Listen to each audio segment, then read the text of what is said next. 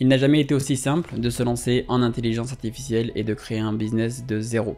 Alors non, ce n'est pas quelque chose de facile à réaliser. Comme tout type de business, c'est un processus long, douloureux, mais passionnant. Cela dit, la raison pour laquelle c'est aujourd'hui plus simple de lancer un business dans le domaine, il y a deux raisons à cela. La première, c'est que l'ensemble des services qui existent déjà et qui ont déjà identifié des besoins dans notre société peuvent aujourd'hui être repensés avec une surcouche d'intelligence. La deuxième raison, et c'est peut-être la plus disruptive, c'est que l'ensemble de ces services peuvent être repensés complètement de zéro dans leurs fondamentaux. La raison pour laquelle on peut faire ça et que l'on devrait faire ça, c'est qu'aujourd'hui on a accès à l'autonomie, à l'intelligence, à cette capacité d'automatisation que l'on n'avait pas forcément avant. Et lorsqu'on réfléchit à un logiciel sans cette capacité d'autonomie, on va prendre certains raccourcis, certaines manières de faire qui sont réellement pensées dans un monde où l'autonomie n'existe pas. Et rajouter de l'autonomie à un système qui n'a pas été pensé dans cette direction-là, c'est déjà une première étape. Par contre, là où il y a réellement quelque chose à faire, c'est repenser l'ensemble de nos services avec cette autonomie en tête. C'est un peu la même chose que Notion. Lorsqu'ils ont repensé complètement nos méthodes de travail, ils sont revenus sur les fondamentaux et ils ont réussi à percer et à proposer un outil qui aujourd'hui est utilisé par des millions d'utilisateurs. Mais aujourd'hui, Notion, de la même manière, rajoute l'IA en surcouche.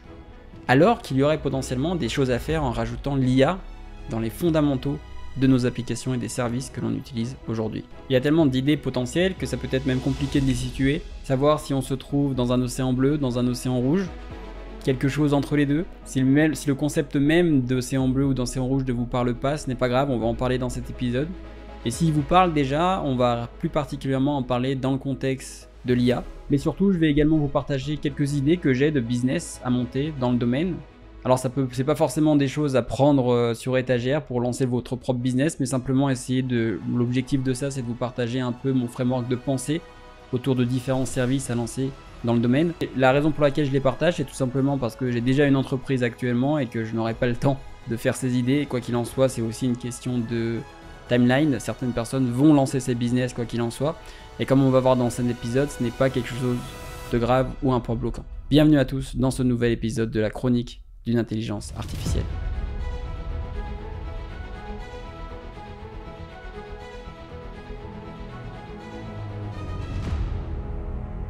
La première question que l'on se pose souvent, c'est est-ce que je suis le premier à avoir eu cette idée? Est-ce que cette idée existe déjà? Parce que si elle existe déjà, potentiellement on serait en retard. Il y a toujours cette question un peu de savoir si on est en retard sur le marché, est-ce qu'on aurait dû se lancer avant? Et si on a eu l'idée maintenant, c'est probablement que beaucoup de monde l'a eu. Et c'est notamment quelque chose qui a été popularisé, cette manière de penser aussi dans l'entrepreneuriat, par le livre Stratégie Océan Bleu, qui est un livre qui décrit un peu ce phénomène où en entrepreneuriat, il faut pouvoir chercher un peu ces domaines de niche ou des domaines qui, de par une rupture technologique ou par un événement socio-économique, permet d'exploiter une brèche qui n'existait pas avant et d'être le premier à l'exploiter. C'est un peu ce phénomène qui, je pense, est généralement mal compris dans le sens où on imagine du coup que ce que ça veut dire, c'est qu'on doit trouver cet océan bleu et être le seul à prendre le large. Mais il y a aussi quelque chose qui est important ici à considérer, que c'est si vous êtes le seul réellement à prendre le large sur le domaine que vous essayez d'avoir, c'est peut-être qu'il y a une raison, et c'est peut-être pour les mauvaises raisons, parce que si personne n'est en train de prendre le large avec vous, c'est peut-être que vous êtes un fou. Peut-être que vous êtes un génie, mais probablement vous êtes un fou. En tout cas, statistiquement, il y a plus de chances que vous soyez un fou plutôt que vous soyez un génie, même si je vous souhaite d'être un génie sur ce point-là. Mais ce qui est plus important en fait ici à comprendre, c'est qu'en intelligence artificielle, tout le monde a commencé à prendre le large. Et sur tous les domaines que vous allez aborder, à moins que vous ayez un avantage compétitif à connaître spécifiquement une branche précise, une niche très précise, et que du coup vous voyez l'opportunité, sur tous les autres domaines, si vous n'avez pas forcément cette opportunité d'être déjà dans une niche très précise et avoir une brèche dans laquelle vous pouvez vous infiltrer, il y a de grandes chances qu'il y ait d'autres marins autour de vous, d'autres pirates, si on le pousse l'analogie, autour de vous à essayer de chasser le même trésor. Le point important ici à retenir, c'est que à la suite de cette rupture d'usage qu'on a connue et qu'on est en train de connaître avec l'intelligence artificielle, il y a une demande théorique bien supérieure à l'offre pratique qu'on est en train de constater aujourd'hui.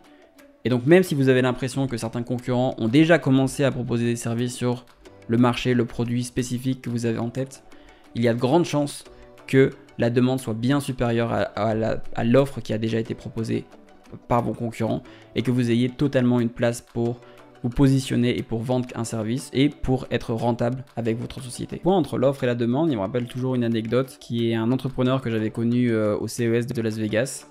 Ce qu'il m'avait dit à ce moment-là, c'était qu'il m'avait un peu raconté son histoire et il me disait « Ouais, je travaille notamment, on a lancé une société il n'y a pas longtemps et on est maintenant, on est très rentable, on est en train de croître et on est environ une trentaine. » Et ce qu'il me racontait, c'est que l'offre, le produit qu'il proposait, c'était des montres connectées. Alors moi, je lui dis de manière très enthousiaste « Ah ouais, mais du coup, c'est quoi la spécificité de vos montres? En quoi vous êtes nouveau? En quoi vous vous différenciez ?» Et il me regarde dans les yeux et il me dit bon, rien de spécifique, on vend des montres connectées. Et du coup, je tombe un peu dénu parce que je me dis, mais comment ça se fait? Parce que dans ma tête, l'entrepreneuriat, c'est on a une bonne idée et du coup, on essaye de pousser cette bonne idée, on est le premier à le faire et du coup, on peut se positionner. Et en fait, lui, ce qu'il me racontait, c'était que, en fait, c'était pas exactement le cas. En fait, c'était que lui, il savait que sur ce marché-là, il y avait une grosse demande et que finalement, même s'il y avait déjà beaucoup d'acteurs, il y avait largement la place de se positionner sur ce marché-là, de proposer ses services, et simplement en le faisant les choses bien, c'est-à-dire avec une bonne DA, une bonne communication, un bon marketing, une bonne manière de brander le produit, même si le produit en soi n'a rien de différent, une bonne manière de le présenter et de le vendre, ça suffit parce qu'il y a cette différence entre la demande et l'offre. Et c'est aujourd'hui la même chose sur cette rupture d'usage qu'on voit avec l'intelligence artificielle. La différence, c'est qu'aujourd'hui, on a un déséquilibre complet et donc une opportunité encore plus grande de créer des business et de créer des entreprises qui ont de la valeur sur ce marché. Sans plus tarder, laissez-moi donc vous présenter quelques idées de business à réaliser en IA.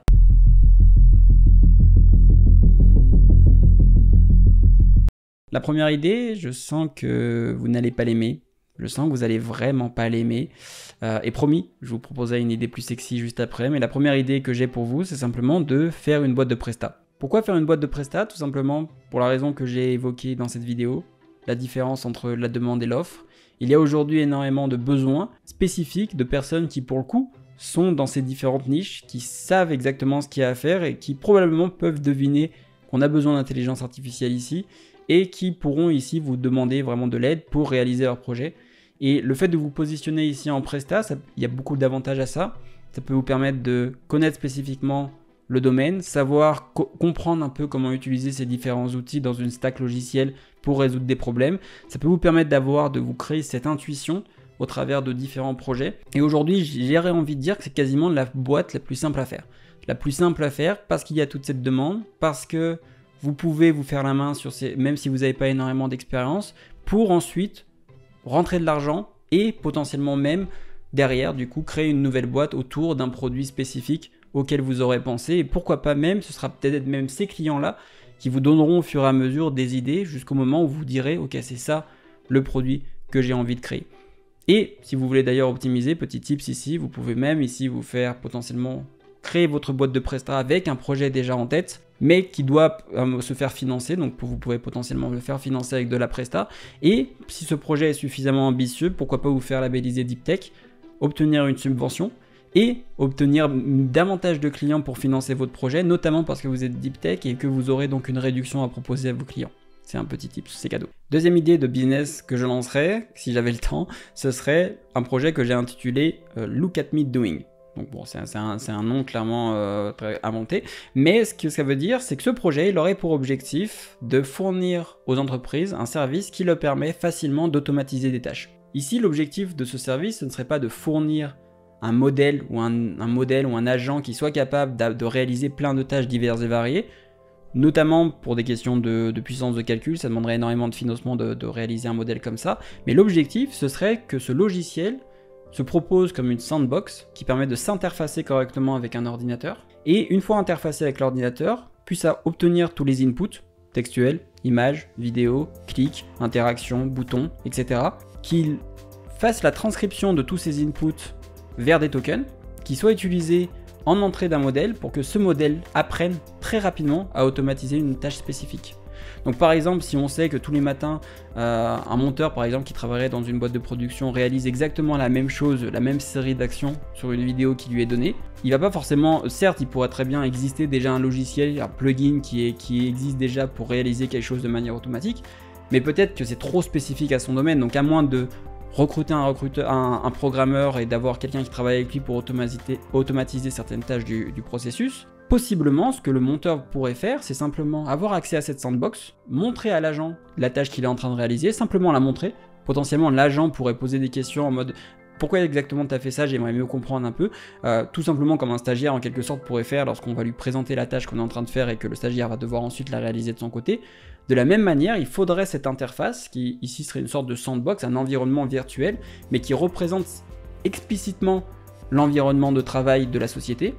Et cette sandbox là, ça permettrait à toutes les personnes et les employés travaillant d'avoir leur agent pour les aider. Et cet agent, l'objectif du produit qui serait fourni, ce serait de fournir une interface entre l'agent et les employés pour rapidement accélérer des processus dans les entreprises. Pour vous imaginer, cette sandbox, ça représente un peu ce qui est la même chose qui est utilisée par exemple dans les entrepôts de Tesla, lorsqu'on voit cet ensemble de chaînes d'humains qui est en train de travailler et faire des démonstrations à un robot pour que le robot puisse les faire ensuite. Cette sandbox, c'est relativement la même chose, mais dans un environnement de bureau, sur un ordinateur, où on s'interface directement avec les boutons et les différentes images et interactions qu'on peut avoir sur un ordinateur. Et d'ailleurs, ce que j'imagine, c'est que si l'application est suffisamment bien faite, on pourrait faire du B2B avec les entreprises, mais on pourrait également faire du B2C en proposant ça comme une sorte de plateforme où certaines personnes pourraient simplement utiliser l'outil pour automatiser un processus qui existe déjà mais que beaucoup de monde généralement fait. Je sais pas, par exemple trier des mails ou tout simplement, je sais pas, faire une recherche sur internet pour trouver les meilleurs vols.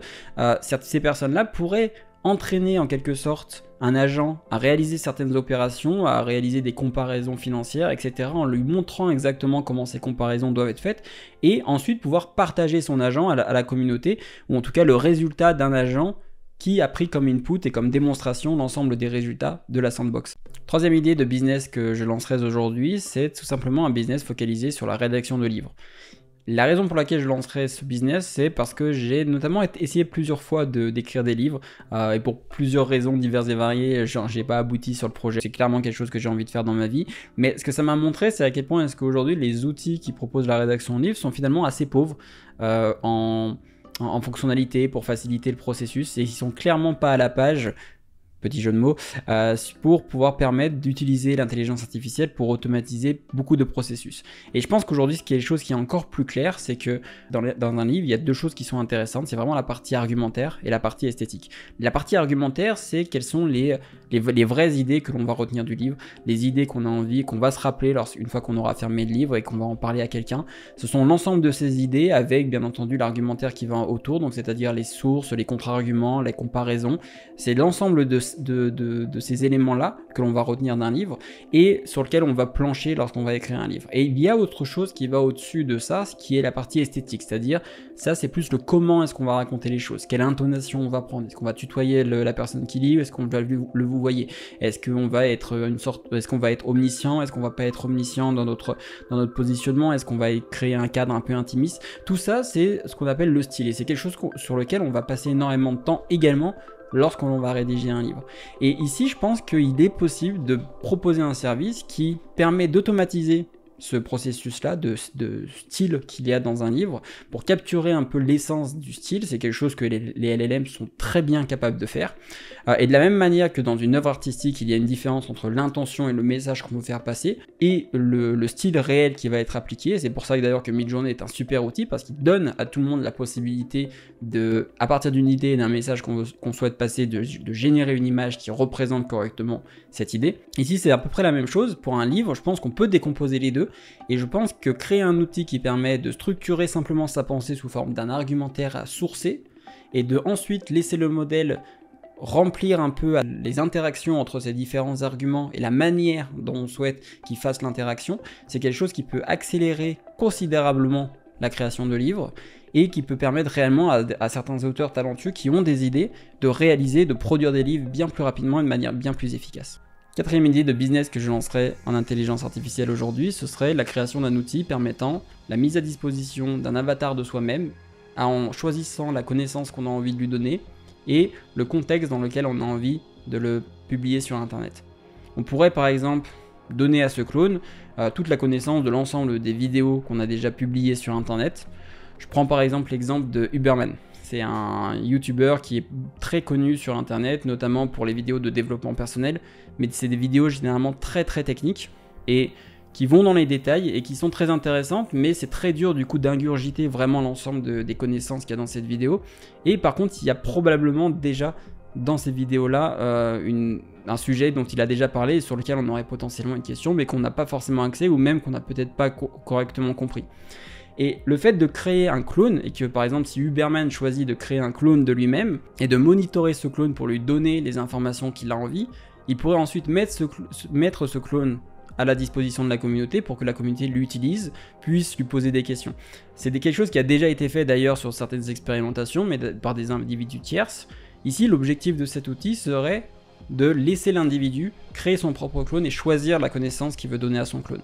Et on pourrait imaginer beaucoup de manières aussi de rémunérer un peu à ce service-là. On pourrait imaginer des influenceurs qui donneraient l'accès à ce clone avec une souscription un peu payante, un peu comme une sorte de MyM mais de son propre clone. Donc ça c'est quelque chose qu'on pourrait imaginer. On pourrait également imaginer une version plus spécialisée sur le recrutement. On pourrait imaginer des recruteurs qui pourraient accéder au clone d'un individu et ce clone-là aurait pour but simplement de représenter professionnellement l'individu pour que le clone fournissent des informations sur la carrière professionnelle de l'individu, sur ses expériences, pour que ça donne un peu au RH, au recruteur, une manière très rapide d'avoir accès à une sorte de CV très interactif de la personne. Alors, il y a beaucoup de choses possibles avec ce système de clone. C'est pas une idée que j'ai poussée énormément, mais je pense qu'il y aurait quelque chose à faire en créant cet outil qui permet à chaque individu de gérer son clone et de le déployer dans certains contextes très précis. Merci à tous d'avoir suivi ce nouvel épisode de la chronique d'une intelligence artificielle, format un peu différent dans le sens où je parle un peu plus d'entrepreneuriat dans cette vidéo. J'espère qu'il vous aura plu et en attendant, je vous dis à la prochaine.